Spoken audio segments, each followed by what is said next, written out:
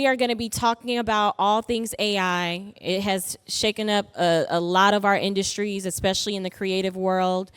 I know for me, I was just having a conversation with someone. I'm in the PR and comm side, and we have been testing out AI PR agents. And so I am very interested to hear from these ladies how it's really shifting the creative space in their respective roles and what it means to innovate without losing our voice or our values.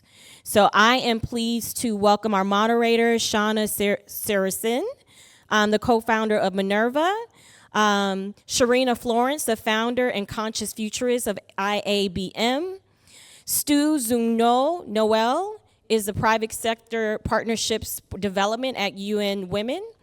Crissy Spivey is the SVP of Strategy at Burson. And last but not least, Valerie Vespa, the Vice President of Brand Partnerships at OUTFRONT. Let's give them a warm welcome. Thank you, ladies. Thank you for introducing everyone. I do want to introduce everyone again because these are fierce ladies and they're doing so much more than just what they're doing with their day jobs.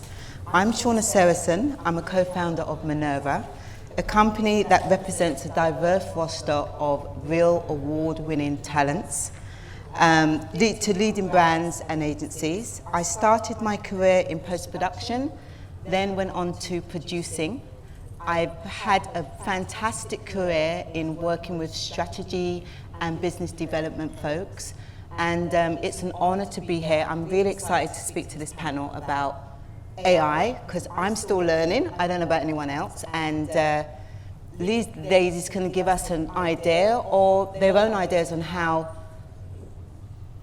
where we're going and where we're leading. I'll start off with Crissy Spivey, Senior Vice President of Strategy at Burson WPP, where she merges cultural insights and AI tools, decode and audience behavior, built brands affinity. A trends and consumer strategy expert, she shapes campaigns for Google, Johnson & Johnson, and more, drawing on experience across digital media, entertainment, and social justice. She founded Daughters Collective, led digital strategy at NBC Universal and Viacom CBS, and has a background in human rights advocacy. Human rights advocacy and teaching at CUNY City Tech. Thank you. Thank you.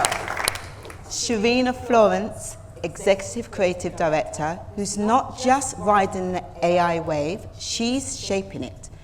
She's worked with brands like Apple, Instagram, and Dove.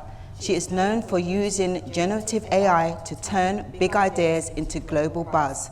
From viral campaigns to AI art, Sherina brings a fearless future-forward take on how tech can elevate creativity and not just automate it.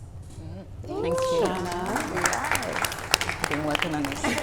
Next panelist, Sthu Zungu-Noël, leads global partnerships at UN Women, helping brands use advertising to drive gender equality through Unstereotype Alliance.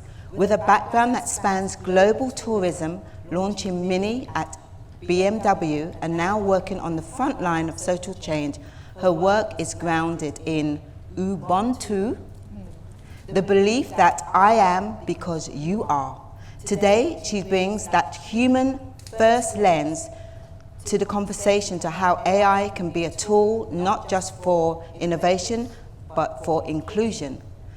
Lastly, Valerie Vespa, Vice President of Brand Partnerships at OUTFRONT Media, bringing over 15 years of experience, driving innovation and strategic growth in advertising. She leads a senior team focused on blending creative ideas with data-driven solutions. Her expertise in out-of-home advertising is known for building meaningful brands, partnerships that boost visibility and engagement. Valerie is also co-host of Snarketing, which I thought, wow, I've never heard of it before. That's so funny. Yes. It's a podcast where she explores marketing trends, industry shifts, and the future of media. Thank you, ladies. Thank you so much for coming.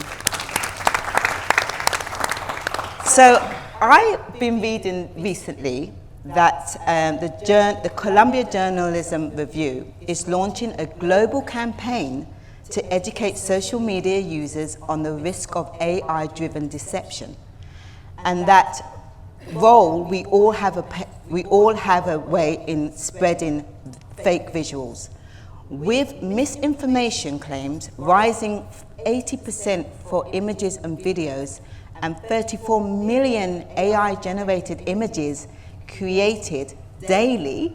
The need for consumers to educate themselves on how to detect AI is more important than ever. I'm going to open it up to all of you. Who's responsible for that?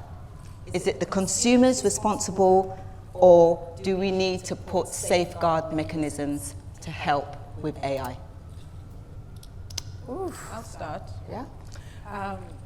Well, it's everybody's responsibility. But also the companies who are creating these tools, just like we had to learn how to use electricity, and the way PSA is teaching us how to use all types of technologies in the past, I think it behooves the creators of these tools to educate. But of course, organizations like the UN, organizations, civil society, educational institutions around the world, everybody needs to be hands on deck to learn. And AI, we get better by using it, of course. And so really it behooves everybody to get involved. But also the safeguards, those who are responsible for putting the safeguards, the ethics, the guidance for what are the risks and what are the potential benefits of using it. We all need to be in it, working together. Anyone else want to? I mean, my simple thought is like, watermarks, noting that something is created through AI would be great. You think back when influencers were getting paid by brands to, sponsor, do sponsored posts, but they weren't saying that they were sponsored posts. That sort of transition to stating that it is a sponsored post was the right direction to head into, so that people know you're getting paid for this, know. So similarly, I think there needs to be something that addresses that for AI content, for sure. So it's not just about tech, it's about who's in the room when the tech is being built, and who is it built for, Correct. right? 100%. But at the same time, I agree with everyone, and I do think it is absolutely everyone's responsibility. There will not be time there's not going to be time for regulations. There won't be time for upskilling that's going to catch you up to where everything is, right? Because the speed of technology and quantum and the pace of that. So we'll be in a very nonlinear environment that feels extremely fast. So to me, kind of everyone maturing a little bit, elevating that creative consciousness and starting to approach what we do as adults rather than children. And to become caretakers of the world, and to really hold yourself to some ethical standards. Because I do not believe that we will be able to regulate, monitor, and do all of the things that are best for everyone in time. It's almost like we have to work on the way that we perceive and understand the world and the type of integrity and value we want to deliver. Do you know what I mean? Yeah. Oh, Sorry for just staring at you. No, I'm like, I feel you. I feel you deeply. No, I'm just going to add that it's so tough though, because people want brands to be authentic, right? And they sniff them out when they aren't, and the brands struggle. But then we have all of this content, right? So it's sort of like, what do we do, And these images are just getting better and better and better. Yeah. So that's a tough. I'd go back though again to creative consciousness, right? Yeah, so no, just it's finding important. what's sacred, like really having fine-tuned your own human personal compass. Yeah. So that you can fucking smell bullshit. Yeah. Like before, Yeah. you know what I And- mean? yeah. I've seen this before. I know what this is. Yeah. And that's really where you want to get to, is where you have a high level of pattern recognition and critical thinking that you're applying at all times. Right. Crissy, as someone who works in the intersection of cultural and audience behavior, how should brands respond when trust in visual content is eroding quickly? Ooh, again, I think brands really have to stand up. They really have to connect with people in real ways. I think we're seeing less and less of that. So brands need to try to find ways to connect with people in authentic ways, like really go out, have conversations, have dialogue, be in communities, separate themselves from the screens, separate themselves from the tablets, separate themselves from all of this stuff. And they have to I think they also have to own up to missteps, because there's so many times that they are doing missteps and they're really just glossing over it. So, I think people are actually kind of forgiving if brands will own up to things. But until then, like the Targets of the world will move on to someone else. Sthu, can you help us understand how United Nations is thinking about AI more broadly? And more specifically, what is UN Women doing to make sure AI doesn't make gender inequality worse? Absolutely. The United Nations is doing a great deal of work on this topic of artificial intelligence, working through the various agencies of the UN.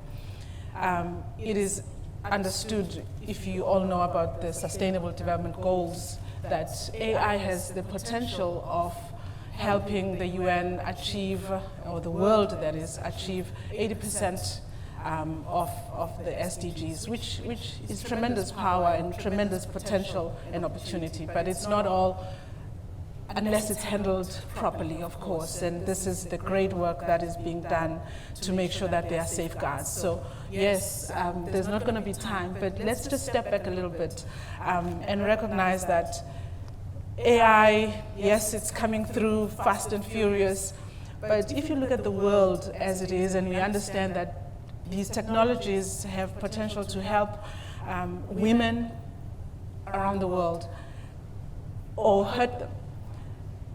In the low-income economies and countries, only 20% of the women, they are connected in the first place to the internet. So almost to think that we are so far ahead here as we talk about this, but there's a whole group of women who are not even in the room of what we are talking about. And so, yes, developing our consciousness is absolutely in order, but somebody has to help even just connect some of the women around. Absolutely. And before we move on, so can we talk about that after this? Because I feel like there could be some really beautiful pipelines where we are upskilling and activating women and bringing things to them. Like the democratization of the education, the tools is really fundamental, and ensuring that people who are coming from marginalized positions in life are upskilled and empowered will hopefully help us prevent finding ourselves in complete techno-feudalism, right? So let's keep talking about that offline. Yeah, absolutely. So that picture is important to have, that even as we are talking about this powerful technology which is here and really transforming everything, there's a whole group of women who are still not in the room.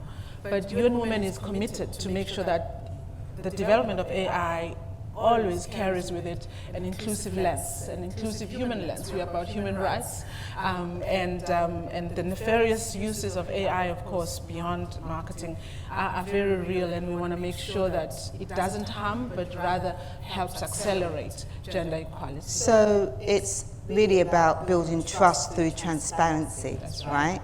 I'm curious, do you think audiences even expect that from brands anymore, or have we already been brainwashed to have blurred between the lines?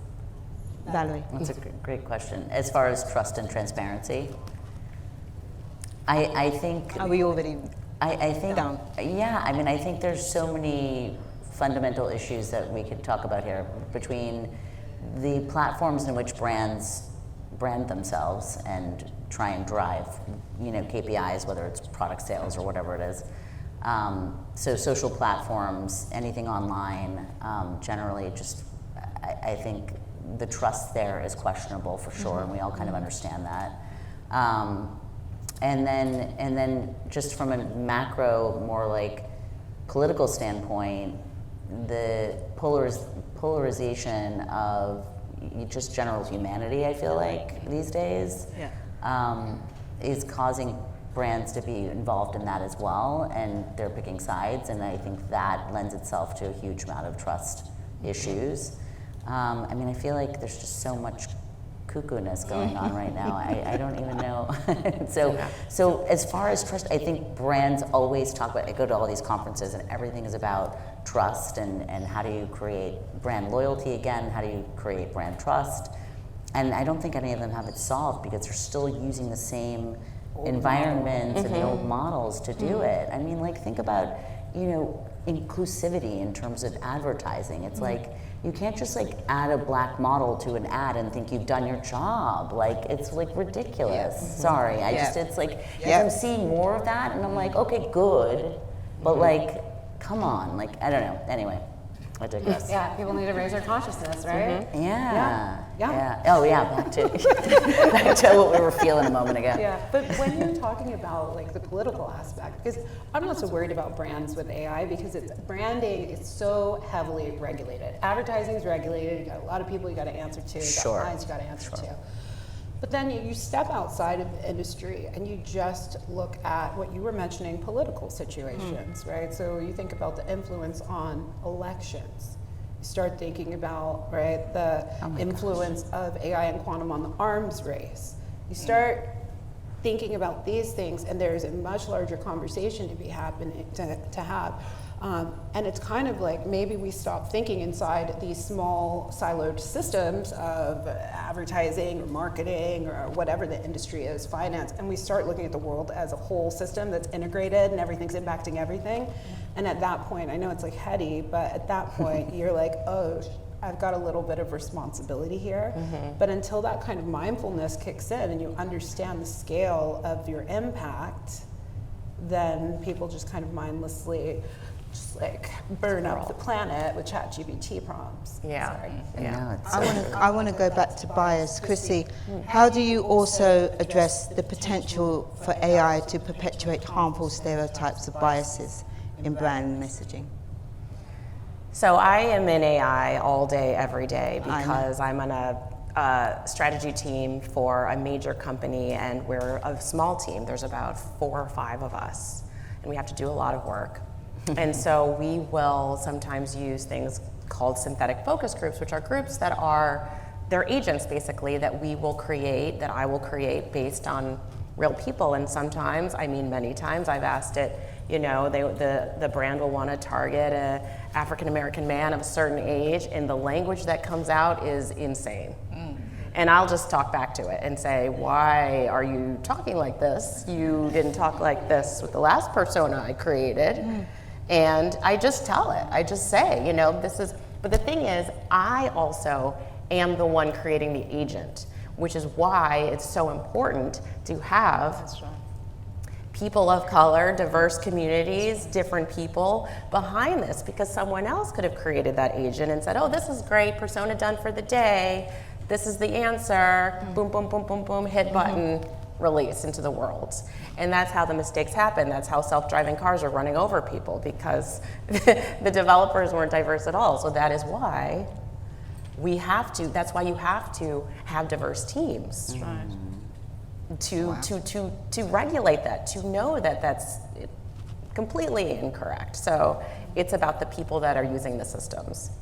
That's right. And we say we need more women at the AI table, at every stage of the creative process, but also in the governance of AI. Because if we are not in the room, then the data, the statistics are spitting out what was already inside.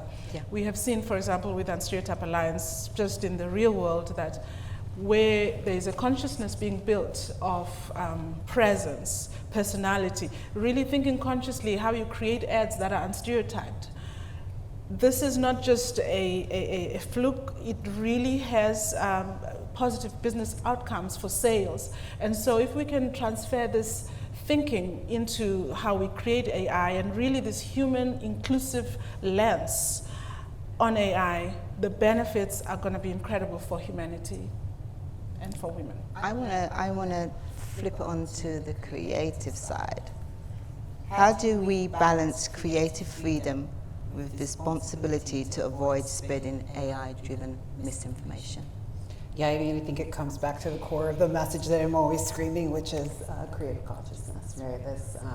This intentional, it's almost like a civic duty, or your ethics. You have to infuse the communities that you come to with value. So whether that is the community you live in, whether it's the NFT community, like anything that you want to see survive, you have to add value to it. If not, it will be worthless to everyone. And so I think that's kind of the main point right now. If we can establish a scale, a taste scale, a spectrum of this is what's great, this is what's not. And we can begin to educate people in a way around AI being the mirror, not the master, right? So like you actually holding the brush and intentionally making the decisions. And that's when we see great work coming out of people that feels original. But in terms of fakeness, I think we all just need to be prepared for everything to be fake. Just like be prepared for everything to be fake, and then you won't be upset. Like, yeah, so no, true. honestly, there was I don't know if folks saw, but there was a reading list that came out in the newspaper, and half the books on a summer reading list, and half the books hadn't ever been written. And you're just scrolling along, trying to get your beach book list ready for the summer, and they weren't even real.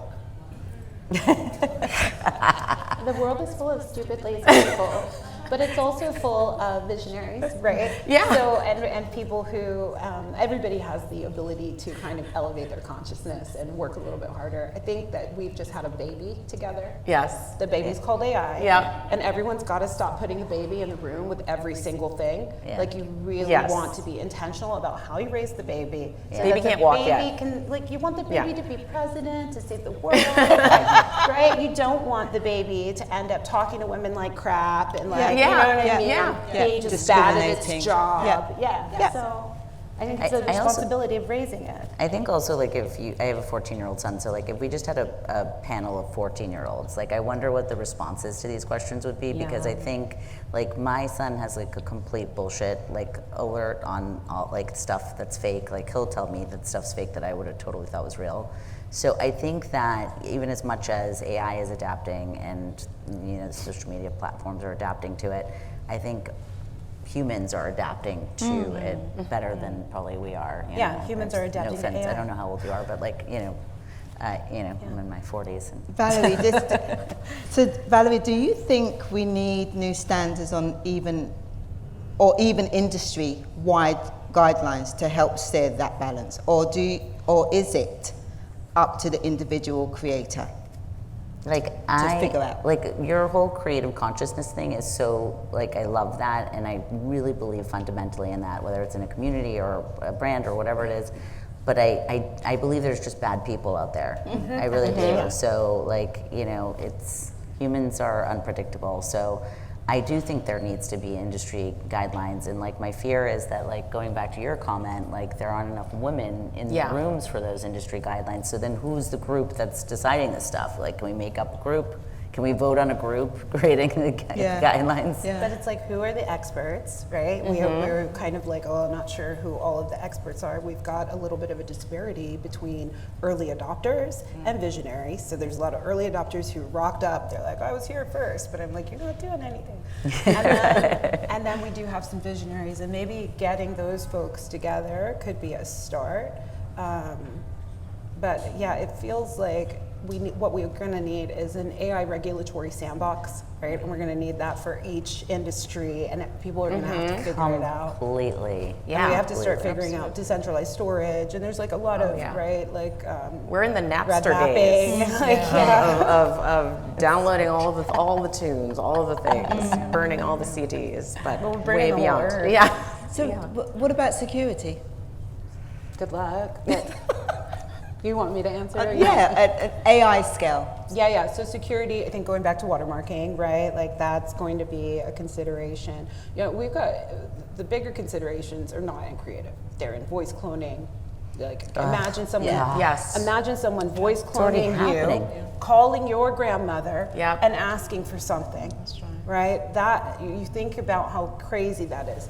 Biometric cloning, right? So we're talking about the data that you use, your fingerprint, all of that stuff. That is now, we've approached the point where that is possible. That's why I say it's so out of control that unless we elevate our own thinking and like sort ourselves out, we will destroy the world. Like, I don't think we will. I think we're all gonna raise our consciousness and play better with the baby. Sthu, let's talk about your work with Stereotype Alliance. AI is changing the advertising world. How are your members dealing with it, and what do you think it all means for the future of the industry? Big question. We know AI is changing everything, but certainly the advertising industry, an HBR, Harvard Business Review article that came out recently, in the top 10 uses of AI,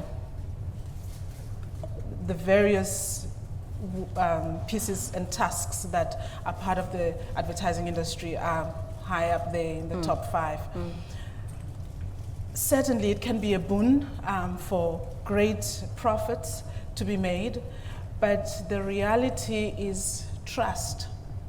Making sure, because brands do well when they are authentic, when they connect with that emotional, the emotions of people, so to speak.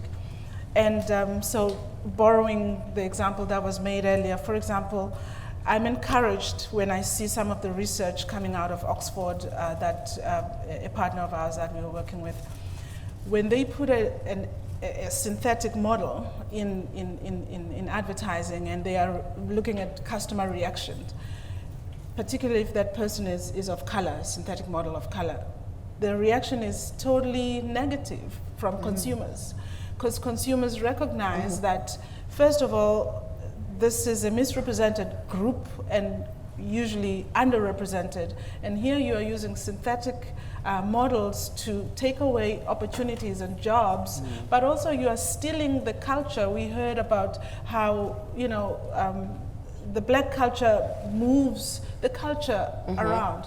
So I'm hoping that people, all of us, will recognize the difference and recognize what is good and reject, just like, reject what is not good and what is not helping humanity. Yes, we are in that world where everything that AI is creating is almost so good, you almost quite cannot make the difference. But I'm hoping that the people in the world, and this goes back to education, still hold on to humanity. Because that matters. Otherwise, who are we? Wow. Gosh, I want to carry on there, but I want to change it to AI and quantum, because I've just been learning about this. So I don't know who else is interested in this, but I am. There's talk about AI and quantum together. Two powerful technologies that could dramatically influence each other. I want to briefly touch on this with Sherina.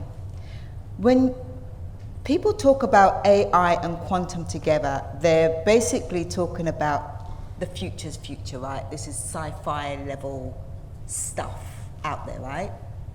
Kind of everything's science fiction until it's science fact, but yeah. So how do you think this impacts humanity?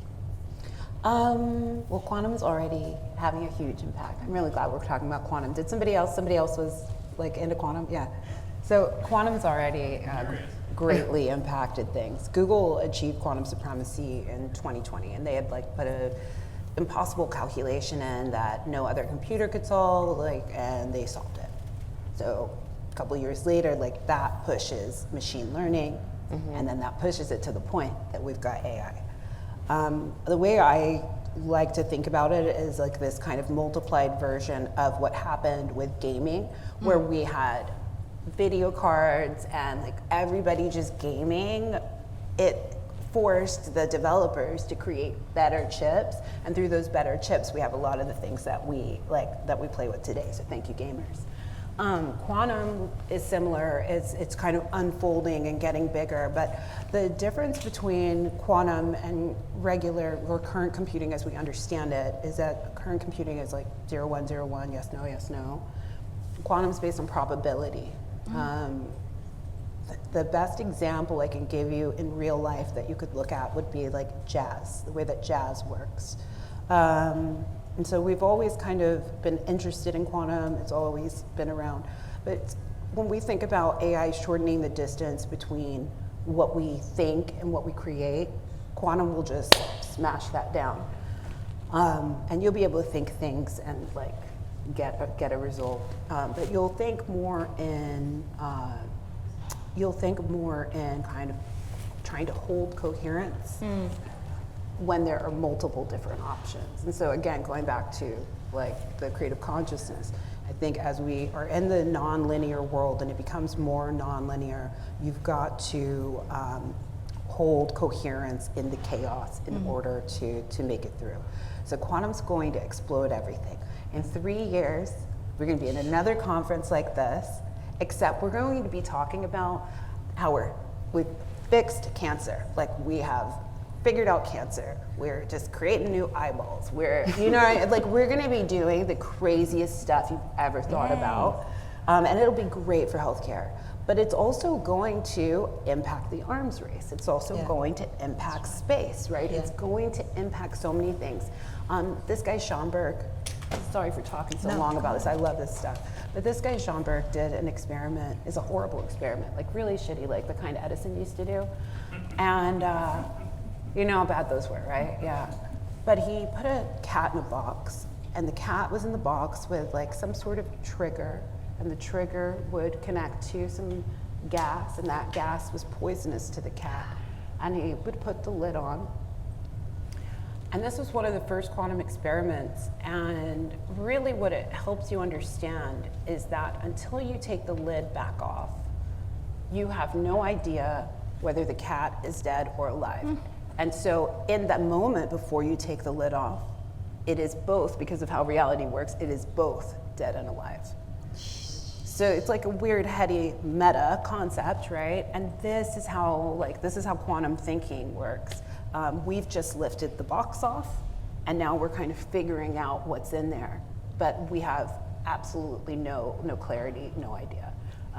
So yeah, that's quantum. So if AI and quantum can produce endless content in minutes, what happens to our souls?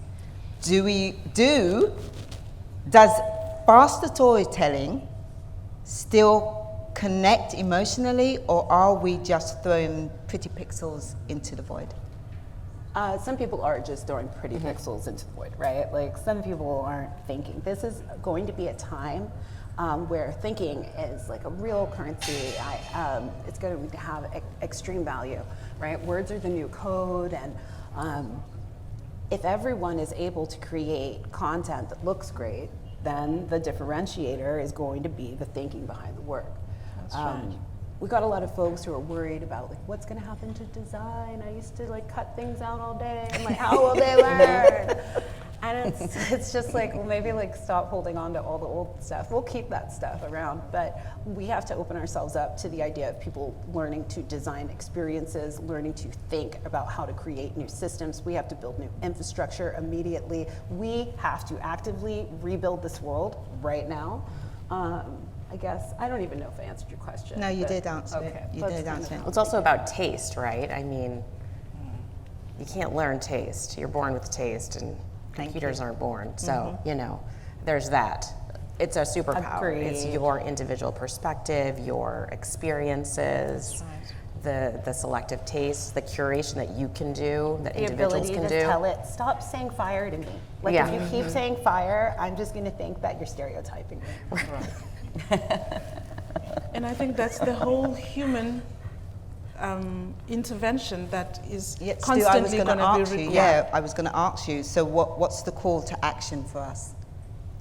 The call to action is to continue.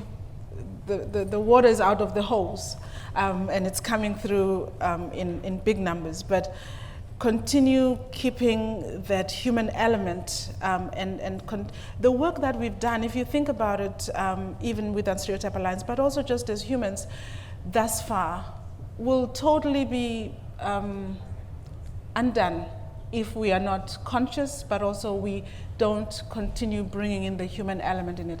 But also I think what is so important when you think about what all of this could mean at scale, all the more reason for safeguards and for structure, and that is the work that UN Women is doing. A global tool like this needs a global approach, and there's so much work being done to do that.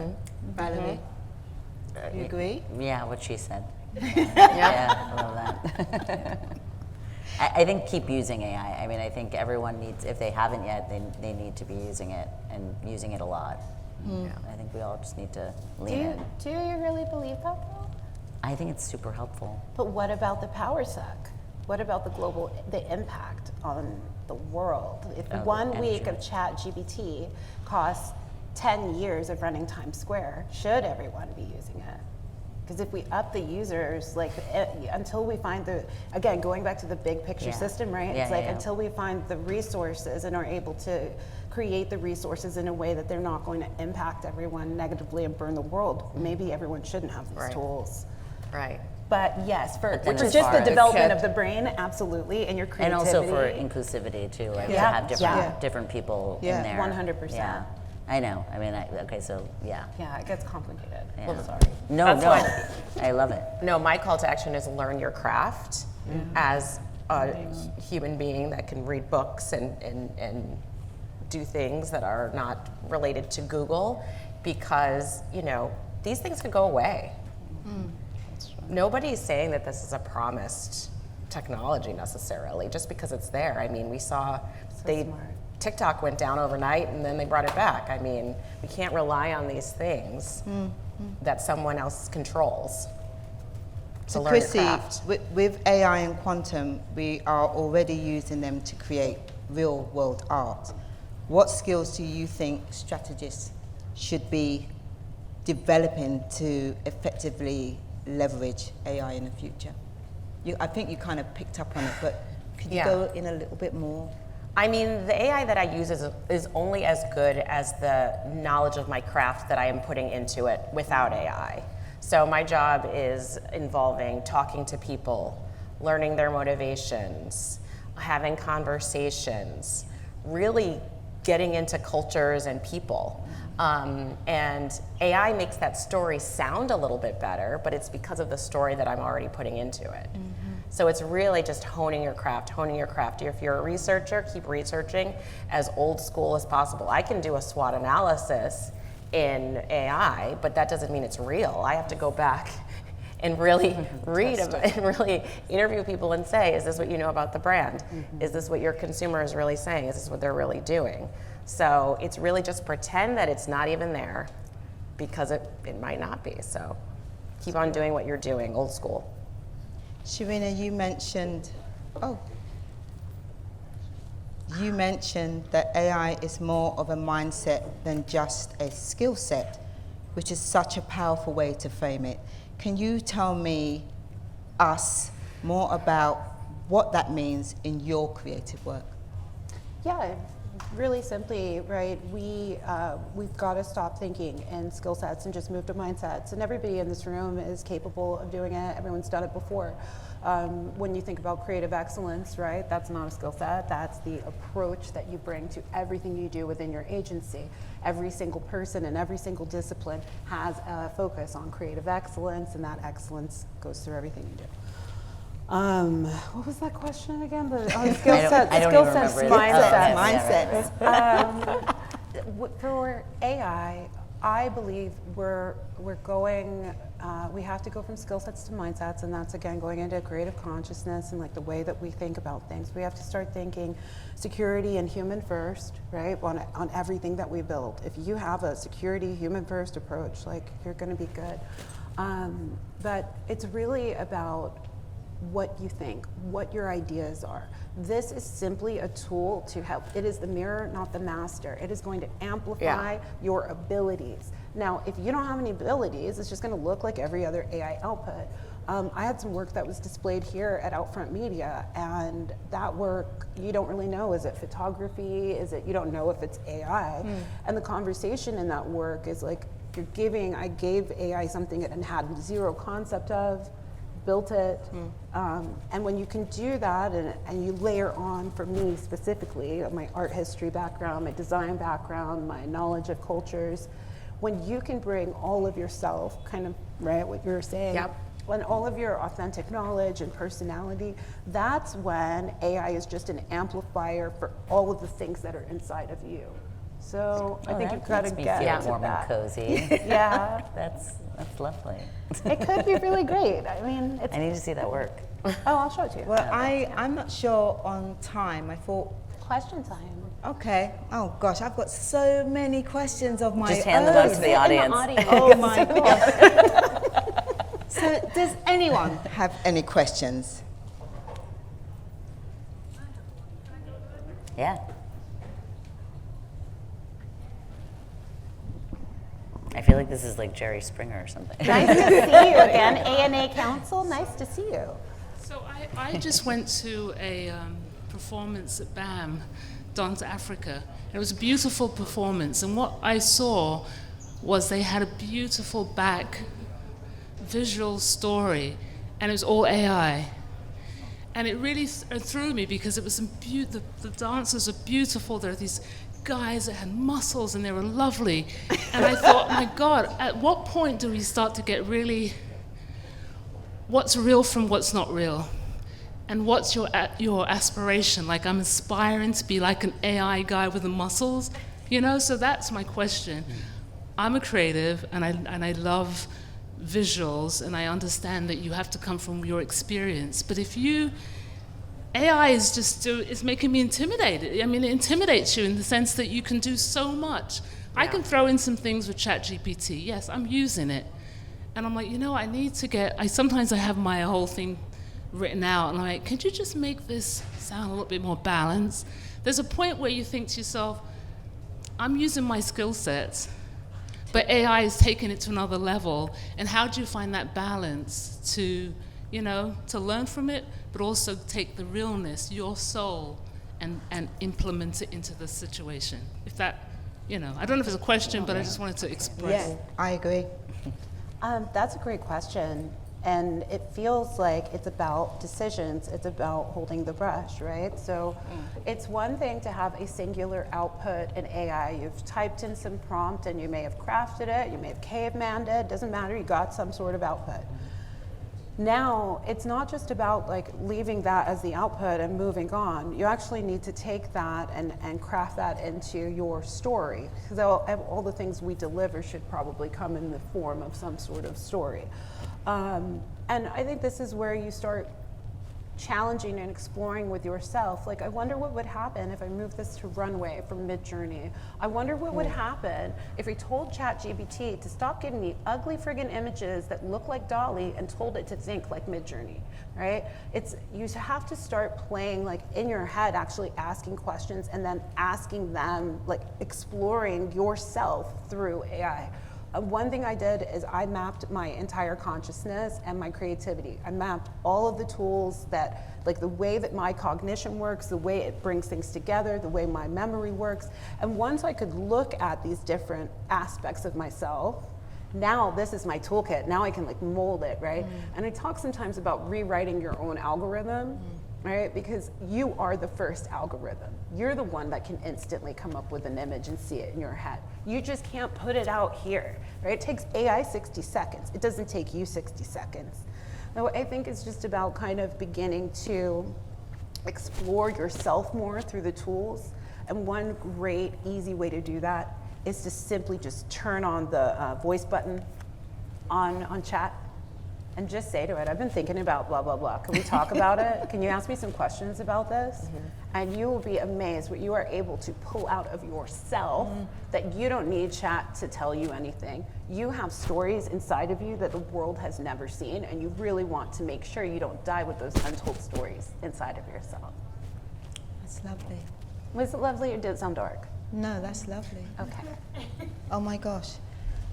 And I want to and I keep on that humane tip, but Oh, yeah. No, I just was thinking also, like, not only to say, like, understand yourself better, but I think also freeing yourself up of time. Like, I think, you know, my sister used it to, she's having trouble figuring out what her style is. She's like in her 50s and having like a crisis or something. So she went in there and she's like, what should I be wearing? You know, like, send me a Pinterest, what is it called? Collection board, thank you. Of things I should be wearing and social influencers that I should be following. And, you know, maybe that cuts down her time in terms of finding, you know, new outfits for this did she spring. find an outfit? She's like so excited. She's following all these new people. She's learning about like new things. So I think from like freeing yourself up so you can read a book or like, you know, do A real book. A real book. Yeah. You know. So I don't know. Sorry, I felt the need to say that. That's important. Hi there. Oh, hi. Good afternoon. Is this on? Hello. How you doing? Hi, My name is introduce Francis. yourself, please. My name is Francis. It's a pleasure to meet you all. It's been a beautiful conversation. Excuse me.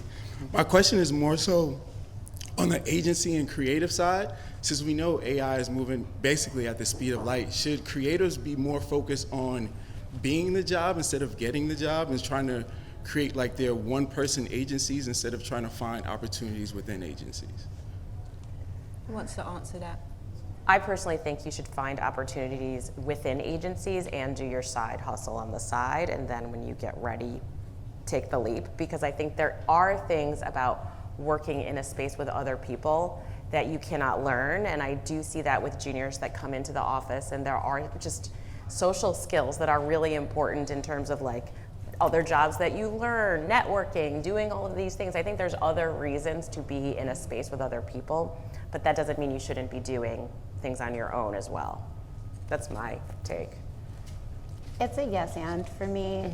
Yeah, those spaces are great, and I've learned so much coming up in like tier 1, tier 2 advertising. I've learned enough. I don't need to be in tier 1, tier 2 advertising anymore. And I think that it's okay to just be a person who wants to make things outside of a system. It actually is very important that we have people doing it. To your point about networking, being with other folks, like I just launched an agency, or we thought it was an agency. It's turned into an IP shop.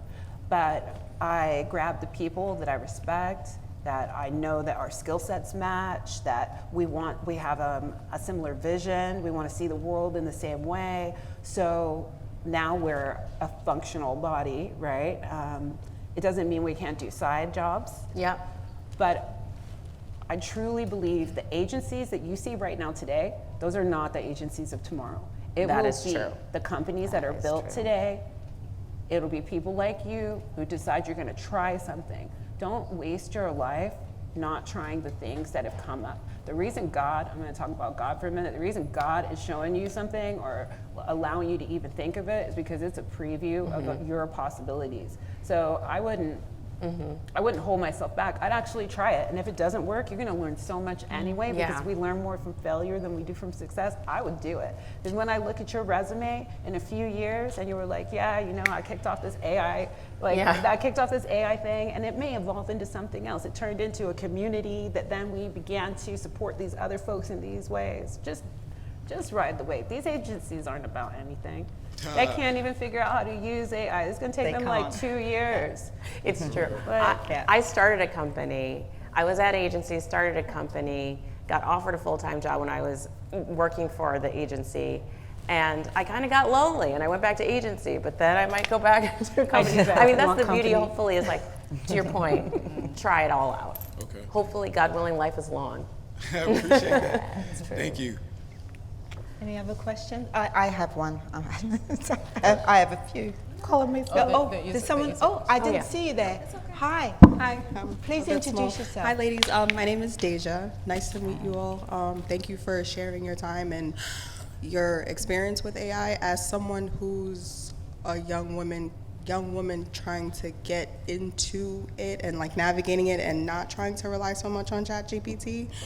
I know that you all use different avenues and other not ChatGPT things, and you did talk about women getting into more into AI. Where can the everyday woman like myself find the happy medium between not relying so much on ChatGPT, because I know what it's doing to the world, and actually getting the most out of making time and bringing out the things in myself that I want to cultivate better.